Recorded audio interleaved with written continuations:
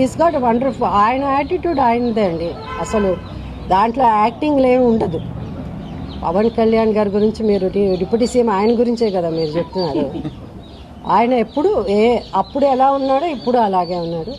ఆయనలో మార్పు ఏం లేదు. ఆయన సినిమాలోనూ ఎప్పుడు తల వంచలేదు ఎవరికి. ఇక్కడను అదే జరుగుతుంది. తనకి ఒక స్టైల్ ఉంది, తనకి కొన్ని ప్రిన్సిపల్స్ ఉంది తనకి అని. లేకపోతే ఇంత స్టడీగా ఎప్పుడో వెళ్ళిపోయి ఉండాల్సింది, మధ్యలో వదిలేసి వెళ్ళలేదు కదా. సో ఎంతవరకు ఆ కష్టం, ఆయన పడిన కష్టం, ఆయన ఆ సిన్సియారిటీ ఆయన్ని ఇంతవరకు తీసుకొచ్చింది. సో అందుకు ఆయన్ని మనం అప్రిషియేట్ చేయాలి. మిగతా ఆర్టిస్ట్ మధ్యలో మనకు ఎందుకులే ఈ తలనొప్పి వేళతో ఎక్కడ పడతామని చెప్పి వెళ్ళిపోయి ఉండొచ్చు.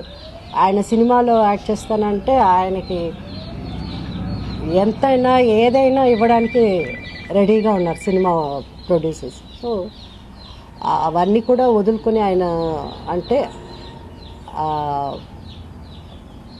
నిజంగా అంటే నాకైతే నా ఒపీనియన్, అది పర్సనల్ ఒపీనియన్.